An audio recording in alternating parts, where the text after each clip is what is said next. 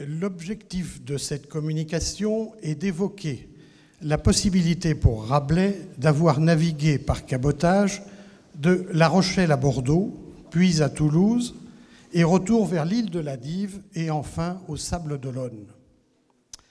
Je dois ma passion exclusive pour Rabelais à un universitaire que je ne remercierai jamais assez, Gilles Polizzi, 16e, mais surtout spécialiste du songe de Polyphile.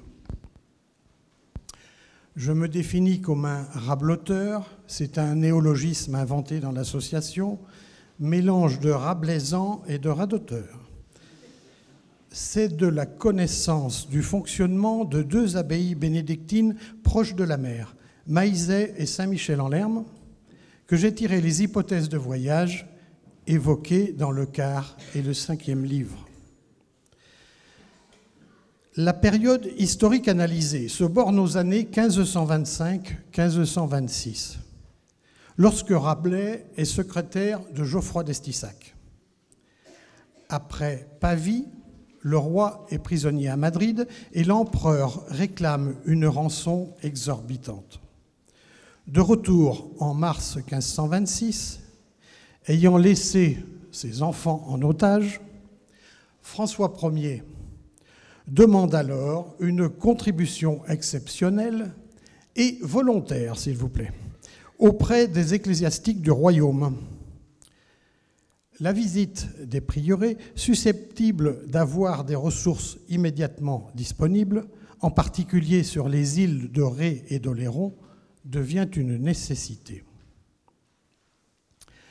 Les abbayes de bord de mer, comme Saint-Michel-en-Lerme, tirent leur richesse de la vente du sel et du vin aux étrangers, ou de la drague des huîtres qui nourrissent les moines ichtyophages les jours de jeûne. Les abbayes dont Geoffroy d'Estissac est responsable possèdent aussi des prieurés et des marais salants en bord de mer. Maillezais perçoit, quand elle peut, les dîmes de l'église de Saint-Martin-de-Ré, de la Couarde et du Bois. Saint-Hilaire-le-Grand, dont d'Estissac est le doyen, Saint-Hilaire-le-Grand de Poitiers est possessionné en Ré aussi, et Saint-Michel-en-Lerme règne à Ars, Loie et les Portes. Maillezais est plus intellectuel et développe une pensée évangélique qui vise à réformer l'Église. Les habitants des îles sont seuls face à l'ennemi. L'armée royale vient souvent après la bataille. Alors les voisins vigilants ont organisé ce que nous appelons le guet de la mer. On met un jeune homme au loin qui allume un feu, le relais est pris par le tocsin, etc. Et donc en communiquant par feu de nuit et par fumée de jour, ils alertent les milices locales qui vont repousser l'envahisseur anglais, excusez-moi monsieur Cooper, ou espagnol. Les Iliens sont pour cela exonérés de taille. Ils en profitent pour refuser aussi de payer la dîme. Le Concordat de Bologne a rendu le roi véritable chef de l'Église de France. Il choisit les abbés commendataires dans la noblesse à son service. Et c'est une époque où les abbayes ont une valeur marchande certaine. Le pays des îles est un lieu idéal pour un démon appelé Pantagruel, dont la mission consiste à jeter du sel dans la gorge des ivrognes endormis. Le port de La Rochelle est tout petit.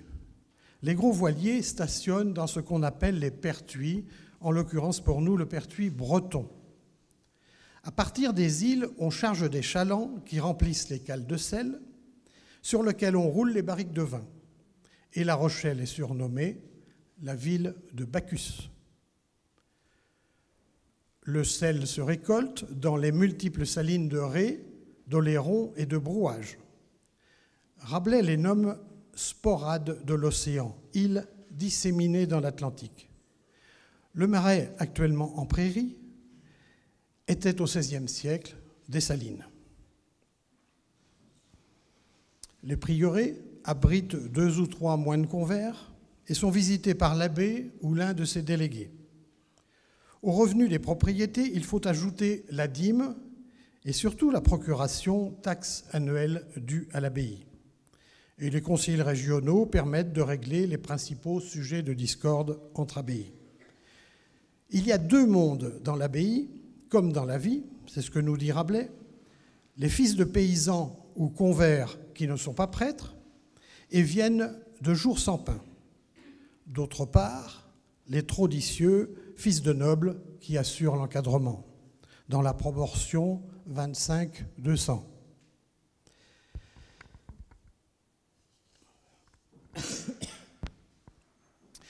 Nous allons donc nous fondre dans le groupe chargé de contrôler les possessions de l'abbaye de Maillezais, des Sables d'Olonne jusqu'à Toulouse. C'est une visite pastorale des prieurés pour contrôler le respect de la règle bénédictine, mais aussi racler les fonds de tiroir dans ces années-là. Et partant de Poitiers, avec aucun de ses compagnons, passèrent par Ligugé, par Lusignan, par Sancey, par Celles, par Collonges, par Fontenay-le-Comte, et de là arrivèrent à Maillezais. Puis retourna non à Poitiers, mais voulut visiter les autres universités de France, dont, passant à La Rochelle, se mit sur mer et vint à Bordeaux, en quel lieu ne trouva grand exercice, sinon des gabariers jouant aux luettes sur la Grave. De là vint à Toulouse. Donc vous avez remarqué que c'est en bateau que Rabelais, enfin ou plutôt Pantagruel, aborde Bordeaux. On a toujours décrit Rabelais sillonnant le diocèse de Maillezais avec son évêque d'Estissac. Mais il dit lui-même dans son premier livre qu'il navigue de La Rochelle à Bordeaux. Car lors de sa création, l'abbaye avait reçu la basilique de Saint-Martin du Mont-Judaïque, assortie de la coutume d'un navire, soit la possibilité d'un voyage maritime annuel exonéré de taxes. Les chemins de marais sont alors impraticables depuis les guerres avec les Anglais. La peste sévit de façon endémique et au premier cas, on ferme les portes des villes aux voyageurs. Dans ce contexte, la navigation est beaucoup plus sûre. Le long de la côte charentaise, les possibilités d'hébergement sont nombreuses et les moines ne peuvent refuser l'eau, le feu et le repos aux pèlerins. Et là, je vais vous surprendre parce que vous allez retrouver un ami, Gaucher de Sainte-Marthe, alias Picrocole, qui est aussi seigneur des Nandes en Aunis. C'est ce qui était marqué sur sa tombe en tout cas. Qui refuse de payer une taxe annuelle de 20 livres à l'abbaye de Maillezais. En 1522, Geoffroy d'Estissac lui intente un procès qui se conclura 10 ans plus tard. François Rabelais, secrétaire et juriste, ne peut pas avoir oublié cette histoire. Autour de La Rochelle, Maillezais dispose de nombreux biens. Le pilote d'un bateau traversier navigue à vue d'un clocher à l'autre. La compagnie est en général composée de 6 à 10 personnes et le secrétaire doit rédiger un compte-rendu journalier. L'abbaye des Châteliers à la Flotte a le même abbé commendataire qu'à Saint-Michel-en-Lerme. Il s'agit de Jean de Billy le Vieux, de très mauvaise réputation. Il chasse. Un proverbe le cite pour rosser violemment ses chiens, le rot de Billy. Mais on confond encore l'abbaye Marie des Châteliers de la Flotte-en-Ré avec Marie des Châteliers dans les Deux-Sèvres, près de Sancey. Je pense que la critique de Rabelais dans le chapitre d'Outre respire le vécu. Là me souvint du vénérable abbé des Castillers, celui qui ne daignait biscotter ses chambrières, nisi in pontificalibus, lequel, importuné de ses parents et amis de résigner sur ses vieux jours son abbaye, dit et protesta que point ne se dépouillerait devant soi couché et que le dernier paix que ferait sa paternité serait un paix d'abbé. Il finira tout de même par céder ses abbayes à ses neveux, en particulier Jacques de Billy, qui est le traducteur de Grégoire de Nazianze. Pensait-il à Rabelais lorsqu'il écrit dans son journal intime déposé à Sens détestez ceux qui se moquent de la religion. Rabelais est difficile à relire. Il faut dire qu'il était médecin. Et parmi ces brouillons en désordre, des épisodes du 5e livre semblent avoir précédé le quart. Dans le manuscrit, on passe du chapitre 39 au chapitre 50. C'est le Bourdeau, comme on disait à l'époque. L'étude de la cartographie m'a fait remarquer une concordance très curieuse entre certains titres de chapitres et la topographie locale. Le Lanternois, inspiré de Lucien, est une suite de jeux de mots sur les lanternes. La lanterne de La Rochelle vient d'être mise en service. Mais on arrive en bateau à Saint-Pierre-d'Oléron, où Maizet a un prieuré, à proximité du cimetière, et là, Maizet y possède un terrain.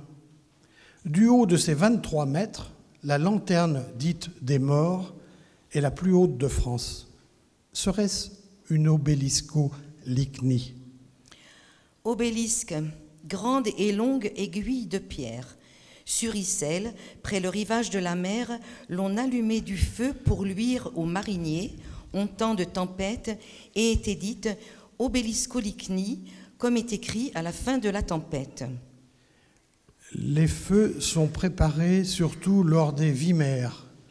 Vimères, c'est vis major. Il y a des vimères de sable, des vimères de guerre, et en l'occurrence des vimères de mer. C'est le cas aujourd'hui, par exemple, sur la côte. On navigue peu de nuit, mais la brume ou la tempête peuvent surprendre un navire. Et une idée m'obsède alors, les noms de lieux seraient-ils des déclencheurs d'idées, ce qui expliquerait l'apparent désordre des paragraphes. Le banc de sable au nord de Ré s'appelle le Bûcheron, et le prologue du quart-livre nous parle de couillatrices, abatteurs et fendeurs de bois. L'abbaye de Charon, à l'est, et le souvenir de Lucien de Samosate peuvent-ils donner l'île des Ferments? La transition finale est curieuse, car le chapitre termine par « Nous retournant en nos navires, je vis, derrière je ne sais quel buisson, je ne sais quels gens, faisant je ne sais quoi et je ne sais comment, aiguisant je ne sais quel ferment qu'ils avaient, je ne sais où, en ne sais quelle braguette. » Or, nous sommes tout près de la Palisse, qui signifie buisson en Poitevin, et qui était un lieu de détente pour les marins, ce qui peut faire penser aux braguettes. Rivedoux, dans l'île de Ré, était surnommé alors Hymne doux. Serait-ce l'origine des chapitres musicaux autour de la Quinte? L'île de Loie en Ré aurait-elle inspiré le chapitre des Chicanous et des Chafourés, hommes de loi? La pointe des baleines induit-elle le physeter? Vous pourriez dire que Rabelais parle peu du sel marin, mais relisons la description de l'île de Cassade qui nous parle de tromperie et de reliques. La terre y est si maigre que les eaux, ce sont rocs, lui percent la peau aréneuse, stérile, malsaine et malplaisante. Là nous montra notre pilote 2 petits rochers carrés à 8 égales pointes en cube, lesquels, à l'apparence de leur blancheur, me semblaient d'être d'albâtre ou bien couverts de neige, mais il nous les assura d'être d'osselets.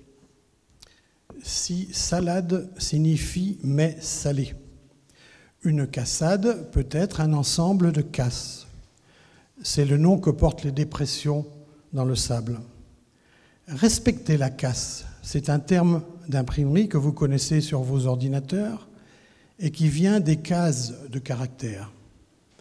On imprime des livres comme on mesure le marais salant en livres.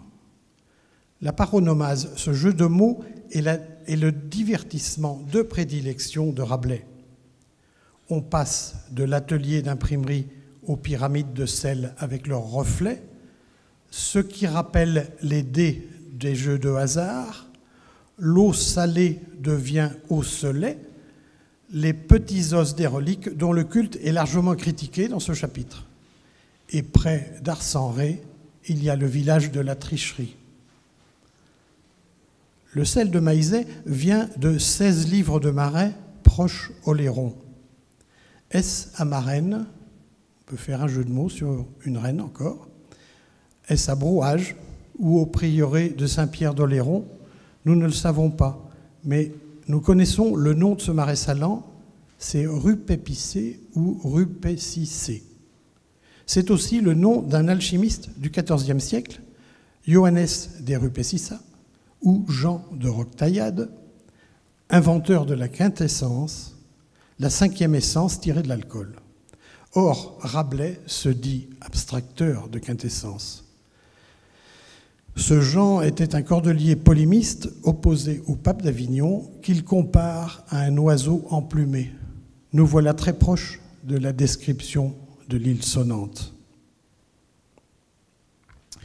Le pays de satin me rappelle les visites pastorales, car le satin est l'étoffe la plus employée dans les églises. En fin de visite, on interrogeait des témoins de bonnes mœurs du curé, comme à la fin du chapitre de Ouï-dire, où des étudiants manceaux vivaient honnêtement du métier de témoignerie en épargnant vérité. Passons à Brouage. C'est alors la baie de Brou. Le Brouage actuel n'existe pas. Et la baie de Brou est dominée par la paroisse d'Hyères.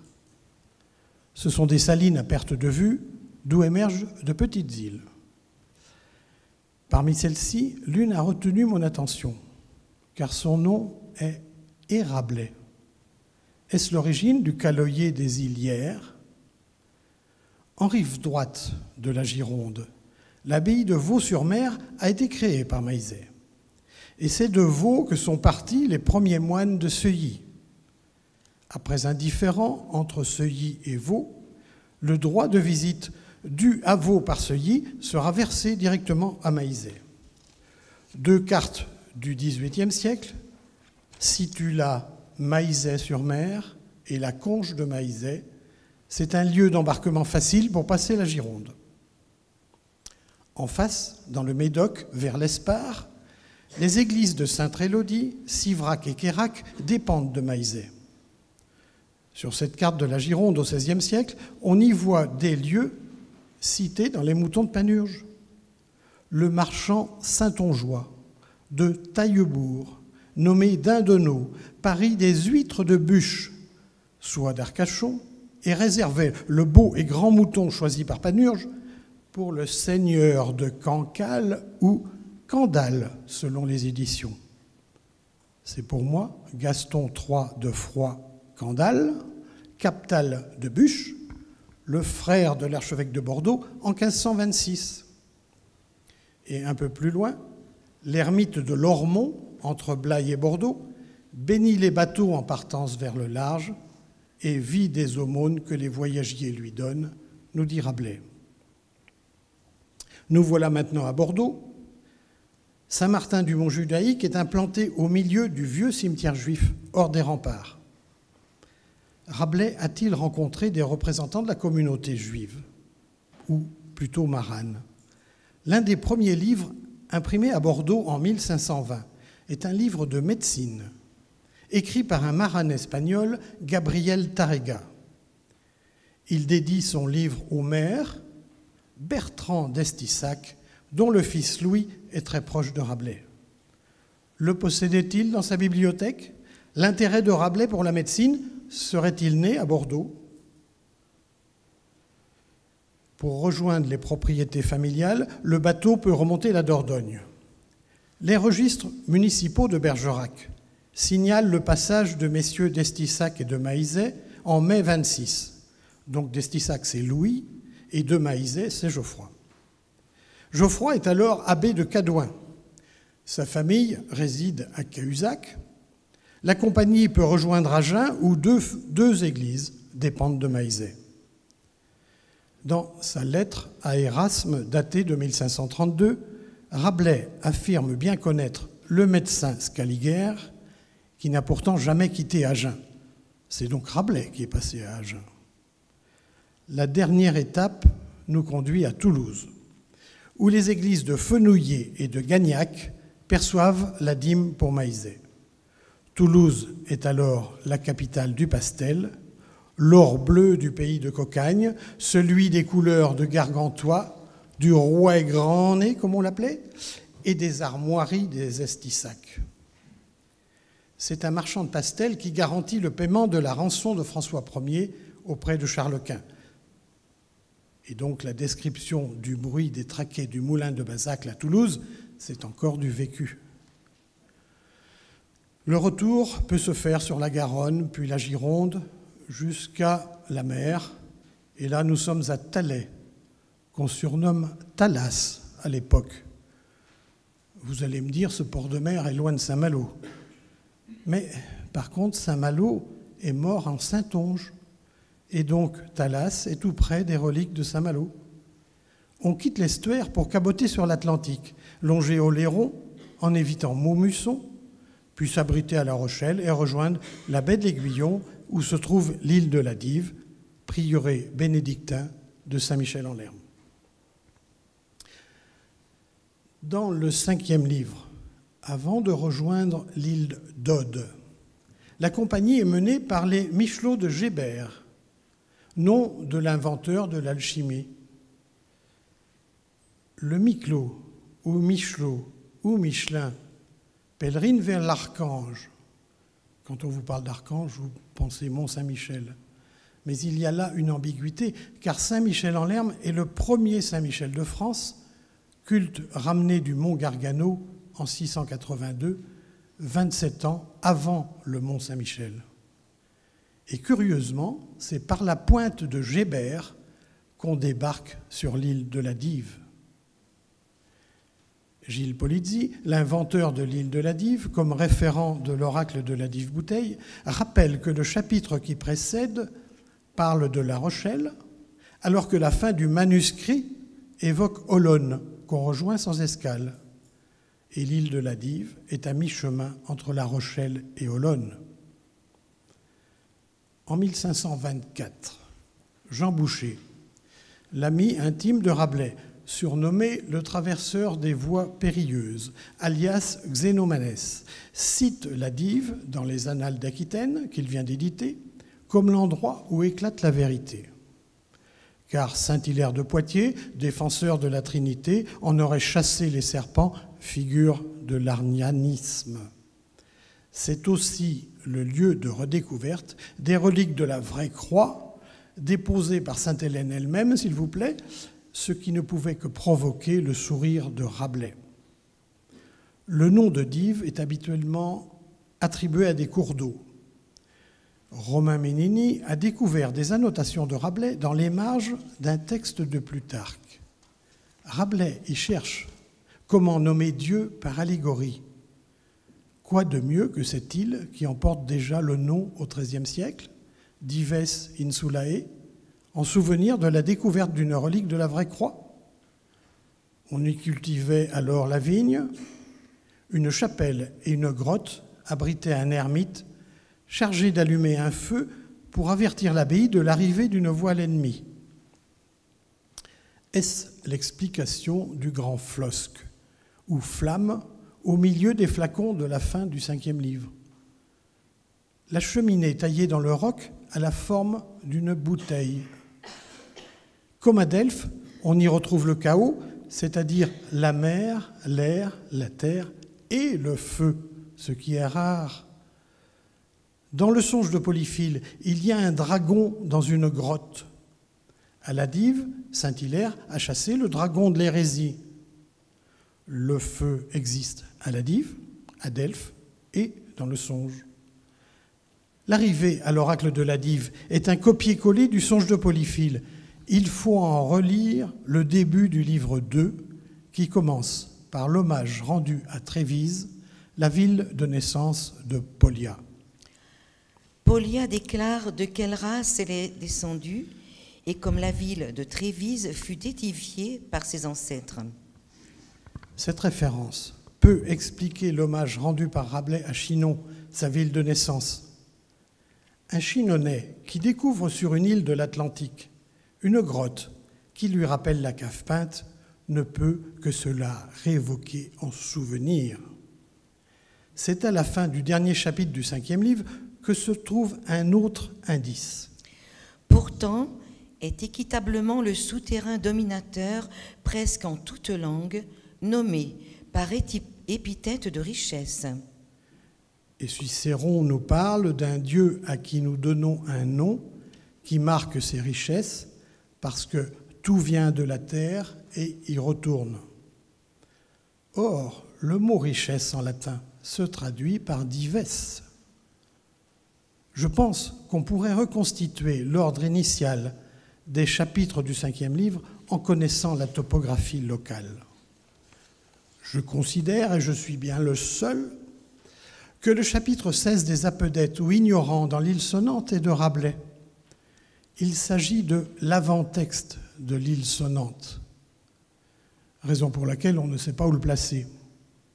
Je pense qu'il l'a écrit très tôt, quand frère Jean était encore maître Jean. Il s'y moque de l'abbaye des moines ignorants de Saint-Michel-en-Lerme, alors qu'il vient du pays de savants où il n'a guère gagné, Maizet. Dans le manuscrit du 5e livre, les pèlerins arrivent sur un petit roc doté d'un ermitage et d'un jardinet. Ils jeûnent avant d'aborder l'île sonnante. Le jeûne est destiné à supprimer la peste. C'est une description précise de l'île de la Dive. Le jeûne parachevé, l'ermite leur baille une lettre destinée à Éditus, maître de l'île sonnante. Le manuscrit du 5e livre est plus précis.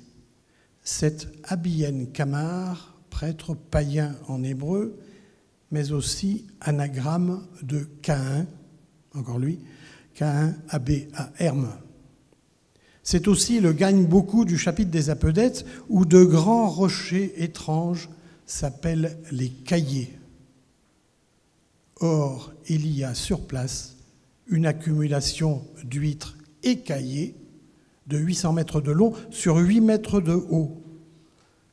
5 siècles d'exploitation. La Poplinière, qui écrit à 100 mètres de là, 40 ans plus tard, parle des montagnes toutes d'huîtres en pierre, singularité qui, par grande merveille, se voit tout joignant Saint-Michel.